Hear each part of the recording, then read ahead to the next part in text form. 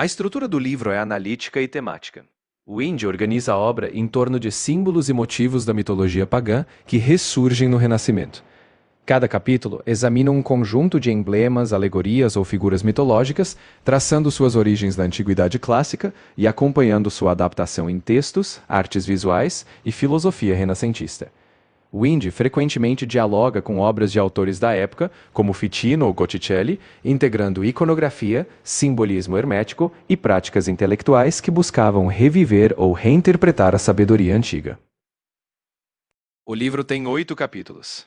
Em cada um deles, Wind aprofunda um aspecto distinto da sobrevivência de símbolos pagãos no pensamento renascentista, analisando, por exemplo, o uso de figuras mitológicas, o simbolismo astrológico e a ressignificação de mistérios antigos. Assim, ele constrói uma análise detalhada de como a cultura clássica foi reinterpretada. O primeiro capítulo explora o simbolismo do labirinto. Wind analisa como a figura do labirinto, que remonta a mitos como o de Teseu e o Minotauro, foi retomada no Renascimento como uma metáfora complexa da jornada humana pelo conhecimento, pela salvação ou pela busca interior. Ele mostra como essa imagem foi reutilizada em obras artísticas, literárias e filosóficas da época. O mito do labirinto foi retomado no Renascimento em obras de arte visual, como afrescos e pinturas, onde artistas representavam o labirinto como símbolo da jornada moral ou espiritual do homem. A literatura renascentista, especialmente em textos alegóricos e filosóficos, também reinterpretou o labirinto como um emblema da complexidade da vida e do autoconhecimento. Além disso, arquiteturas renascentistas, como em jardins ou pisos com padrões labirínticos, evocavam o mesmo símbolo para representar a ordem e o caos ou o caminho de retorno à sabedoria. Você fez uma associação pertinente. Embora os jardins de Versalhes sejam posteriores, a lógica de design é similar. Os jardins renascentistas, e mais tarde os barrocos, como em Versalhes, usavam labirintos e padrões geométricos para simbolizar a ordem racional e a dominação do homem sobre a natureza. É uma continuação da ideia renascentista de que a razão humana impõe ordem ao caos aparente. No segundo capítulo, Edgar Wind aborda o mito de Vênus, ou Afrodite, e suas metamorfoses simbólicas no Renascimento.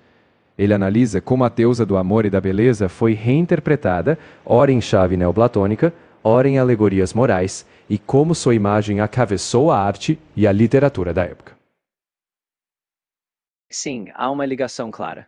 No banquete, Platão, através do discurso de Diotima, fala de Eros como uma força intermediária que impulsiona a alma da paixão terrena à contemplação do belo ideal.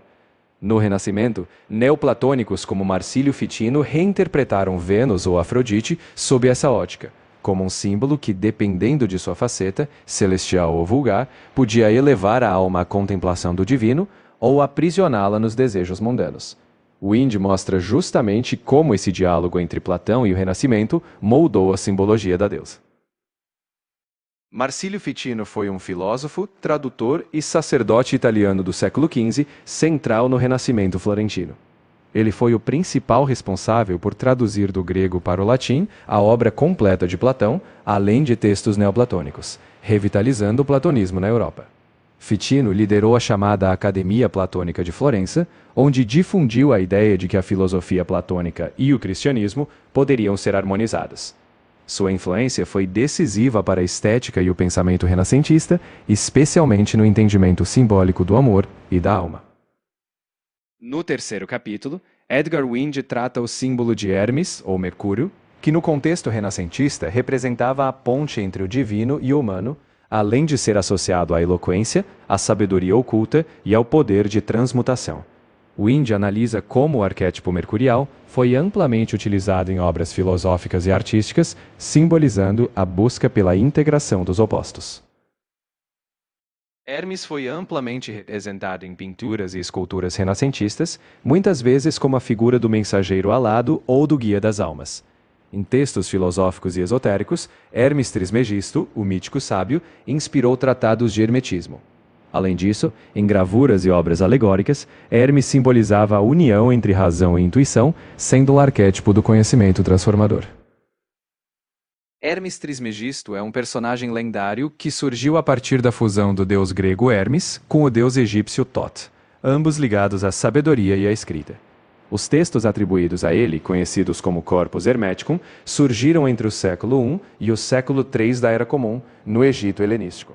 Esses textos combinam filosofia grega, misticismo egípcio e elementos esotéricos, e foram redescobertos no Renascimento, sendo interpretados como uma fonte de sabedoria primordial, influenciando o pensamento hermético.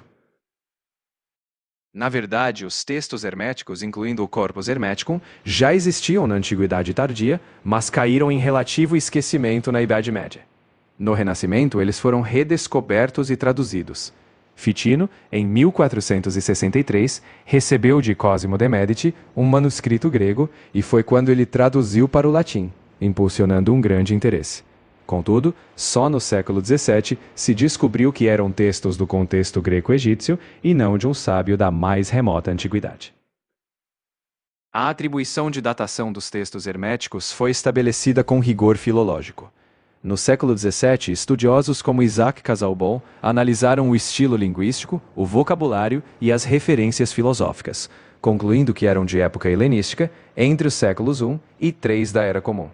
Não foi especulação, mas uma análise filológica sólida que situou esses textos em um contexto cultural e histórico bem definido, mostrando influências do pensamento grego e egípcio daquela época.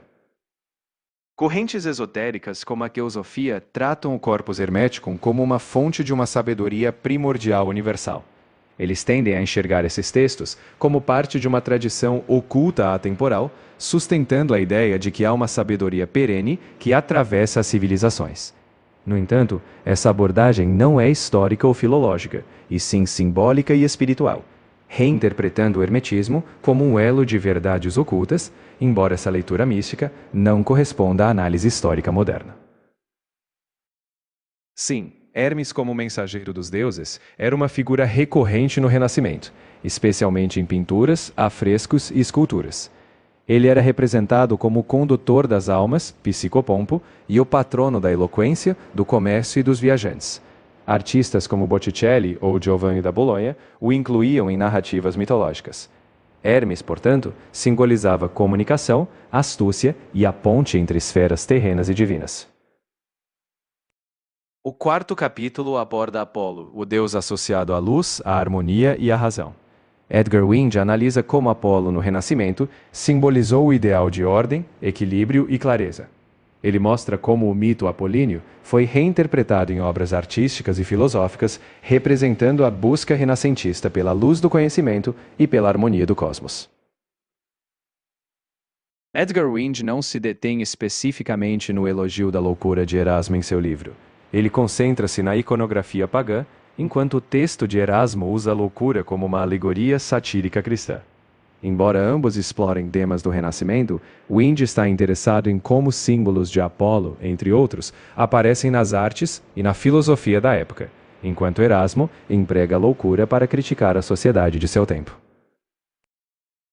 No quinto capítulo, Winge trata o símbolo de Dioniso ou Baco, explorando como o imaginário dionisíaco foi reinterpretado no Renascimento. Ele analisa como Dioniso, associado ao êxtase, à fertilidade e à transgressão, foi utilizado como contrapartida simbólica ao apolíneo, representando a dimensão irracional e vital, e como esse dualismo foi explorado em obras artísticas e filosóficas da época. Exatamente. Winge explora essa dialética apolíneo-dionisíaca que remonta a Nietzsche. Apolo simboliza a ordem, a razão e a forma, enquanto Dioniso representa a paixão, o êxtase e o caos. No Renascimento, essa contraposição foi revisitada. Winge mostra como artistas e filósofos usaram esses dois polos para refletir sobre a condição humana, a busca de equilíbrio e a tensão entre racionalidade e instinto. Sim, Edgar Winge publicou Pagan Mysteries in the Renaissance em 1958, muito depois de Nietzsche. De fato, a ideia de Apolo e Dioniso como princípios antitéticos foi fortemente influenciada pelo pensamento nietzschiano. Winge, como historiador da arte, utiliza essas polaridades para mostrar como os renascentistas reinterpretaram símbolos clássicos e estabeleceram suas próprias sínteses. No sexto capítulo, Winge explora o mito de Afrodite Pandemos, a Afrodite terrena, contraposta à Afrodite Urânia, a celestial. Ele analisa como o Renascimento reinterpretou essa dualidade de uma Afrodite ligada ao amor físico e outra associada ao amor espiritual. Esse contraste ajudava a refletir sobre o amor em suas dimensões mais carnais e mais elevadas. Sim, está diretamente ligado. No Banquete, Platão diferencia o Eros ligado ao corpo, que é mais terreno, do Eros que se eleva ao belo e ao ideal. No Renascimento, ao reinterpretar Afrodite Pandemos, terrena e Urânia celeste, os intelectuais renascentistas dialogavam com essa mesma ideia platônica. O amor como uma escada, que começa no sensível e ascende ao espiritual, ressignificando o dualismo platônico na arte e na filosofia. No contexto do livro, a distinção é mais cultural e simbólica. Afrodite é a deusa grega, enquanto Vênus é a sua contraparte romana. Wind, porém, usa ambas as figuras como símbolos atemporais, não tanto pela diferença entre panteões, mas pela multiplicidade de significados do amor e da beleza. Ele explora como, no Renascimento, renasce essa simbologia, seja Afrodite ou Vênus, na tensão entre o amor carnal e o amor espiritual. No 7º capítulo, o símbolo central é Orfeu. Wind analisa como o mito órfico, com seu poder musical de encantamento e sua jornada ao submundo, foi reinterpretado no Renascimento. Orfeu simboliza o poder da arte e da harmonia, mas também o desafio de transcender a mortalidade, um tema caro ao imaginário humanista. Wind mostra como Orfeu foi utilizado para refletir sobre a relação entre arte, vida e morte. Orfeu é originário da mitologia grega, sendo uma figura lendária que permeia diversos relatos. Ele é mais conhecido a partir dos poemas épicos, como a Argonáutica, e de cultos órficos. No Renascimento, os artistas e pensadores reinterpretaram esse mito, ligando-o ao poder transformador da arte e ao desejo de transcender a condição humana, uma releitura da antiga narrativa mitológica. Não, Orfeu não aparece na Ilíada. A Ilíada foca na Guerra de Troia e nos heróis relacionados a esse conflito. Orfeu, por outro lado, é um personagem mítico ligado à música e ao mito de descer ao submundo para tentar resgatar Eurídice. Ele aparece em outras tradições e poemas, mas não no ciclo troiano de Homero. Exato. Orfeu não está na Odisseia tampouco. A Odisseia narra as aventuras de Odisseu após a Guerra de Troia. Orfeu é uma figura de outros mitos, principalmente ligado às tradições órficas e a histórias como a Argonáutica ou outras narrações de sua descida ao Hades. Assim, ele não faz parte da trama homérica. Sim, as tradições órficas constituem um conjunto de crenças e práticas de caráter místico na Grécia Antiga. O orfismo girava em torno de Orfeu e seus mitos, incluindo sua descida ao Hades. Eles pregavam a purificação da alma, a reencarnação e um ciclo de vida, morte e renascimento. Não era uma religião oficial, mas uma corrente iniciática que coexistia com o culto público grego. Exato. No 8º capítulo, Wind foca no símbolo de Prometeu. Ele explora como, no Renascimento, Prometeu, o titã que roubou o fogo dos deuses, foi reinterpretado como símbolo da criatividade humana e da busca por conhecimento. Prometeu personifica a ambição humana de ultrapassar limites, algo essencial no espírito renascentista. A história de Prometeu remonta à mitologia grega arcaica. A versão mais famosa aparece na obra Teogonia de Hesíodo, escrita por volta do século VII, antes da Era Comum. Lá, Prometeu é o titã que desafia Zeus, roubando o fogo para os humanos. Esse mito é retomado em diversas obras gregas, como Prometeu acorrentado de Ésquilo, e no Renascimento foi reinterpretado como símbolo do poder criativo humano. Na conclusão, Wind sintetiza como o Renascimento resgatou e transformou os símbolos pagãos. Ele enfatiza que os intelectuais e artistas da época não apenas copiaram a antiguidade, mas a reinterpretaram, buscando conciliar a herança clássica com as aspirações modernas. Ele conclui que esses símbolos pagãos, revitalizados, ajudaram a moldar o espírito humanista renascentista, conectando o passado ao impulso criativo do presente. Claro, se você quiser aprofundar mais, você pode examinar como os renascentistas reinterpretaram Vênus em obras de arte e filosofia, distinguindo sua faceta terrena, Vênus Pandemos, da idealizada Vênus Urânia. Você pode explorar as pinturas de Botticelli, como O Nascimento de Vênus, ou textos de Ficino, que tratam do amor platônico. A chave é perceber como Vênus não é só um mito antigo, mas um símbolo moldado por cada época, refletindo tensões entre desejo e ideal.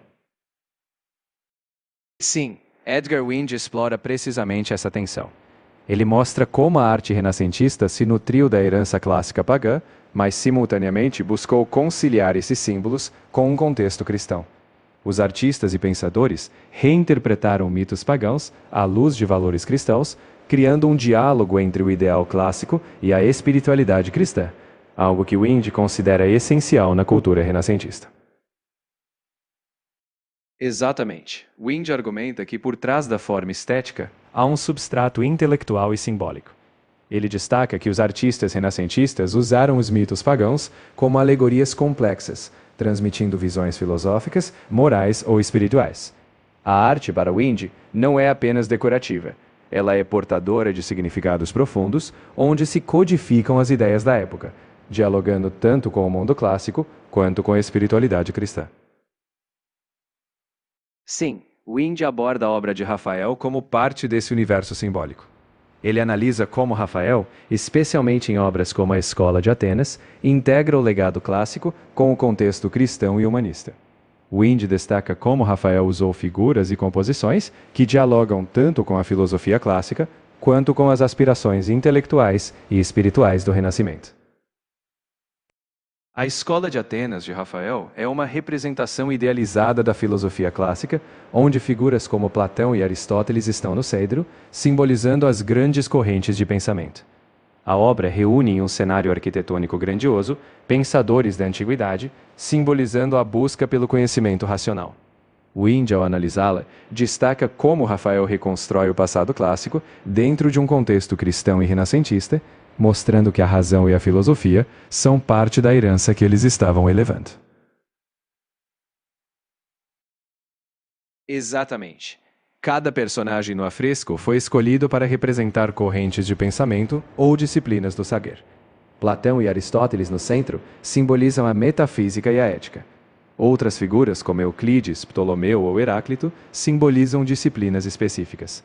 Rafael dá a cada um simbolismo que expressa a síntese do saber, de forma que a composição é, em si, uma alegoria do conhecimento.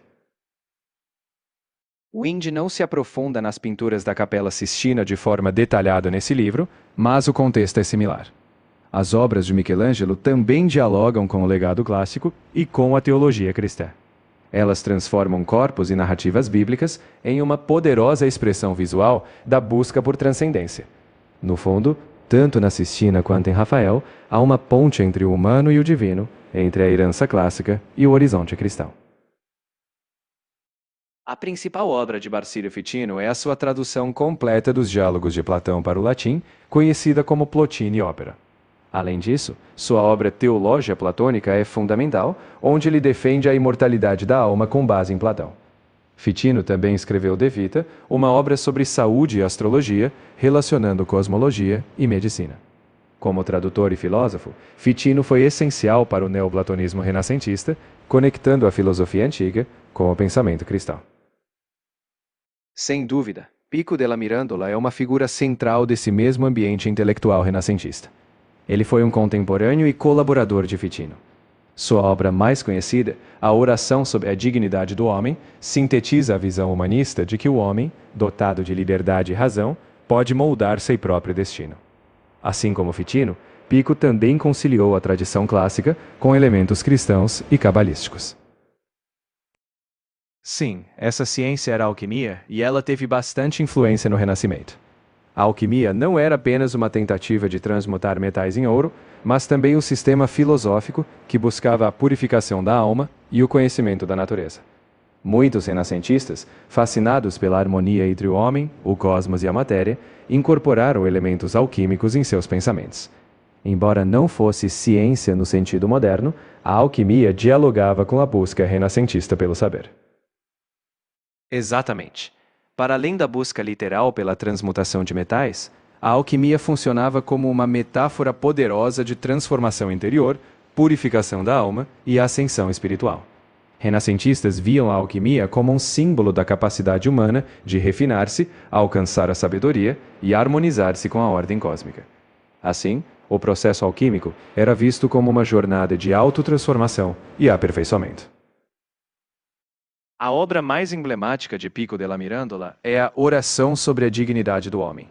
Ela é estruturada como um discurso introdutório a um debate intelectual, no qual Pico propõe 900 teses sobre filosofia, teologia e outras disciplinas. No texto, ele expõe a ideia de que o ser humano é livre e tem a dignidade de moldar a si mesmo. A estrutura é retórica. Primeiro, Pico celebra a posição do homem na criação e, em seguida, defende a busca por conhecimento e a síntese entre saberes. Sim, é uma virada marcante. No período medieval, o ser humano era comumente visto como parte de uma ordem fixa, subordinado à hierarquia divina e cósmica. Pico della Mirandola, representando o pensamento renascentista, coloca o homem no centro, com liberdade para definir sua essência e seu destino. Esse foco na dignidade e autonomia humana é uma ruptura em relação à visão mais estática da Idade Média. Outros pensadores que orbitam essa mesma atmosfera intelectual incluem Nicolau de Cusa, que combinou misticismo e racionalismo, propondo a ideia de coincidência dos opostos. Giovanni Pico della Mirandola também dialogou com Angelo Poliziano, poeta e humanista. Além deles, Leon Battista Alberti, com seus tratados sobre arte, arquitetura e perspectiva, contribuiu ao ideal humanista. Todos eles, cada um à sua maneira, colocaram o ser humano e a razão no centro, buscando conciliar saberes antigos com a nova visão renascentista. Nicolau de Cusa foi um pensador do século XV, transitando entre a escolástica tardia e o nascente humanismo renascentista. Sua obra mais conhecida, De Docta Ignorantia, propõe que diante da infinitude de Deus, todo conhecimento humano é limitado. Ele introduziu o conceito de coincidência oppositorum, coincidência dos opostos, defendendo que a verdade abrange paradoxos. Além disso, ele foi pioneiro ao sugerir que o universo é infinito e sem um centro fixo. Sua visão combinava teologia, filosofia e um profundo senso de humildade intelectual.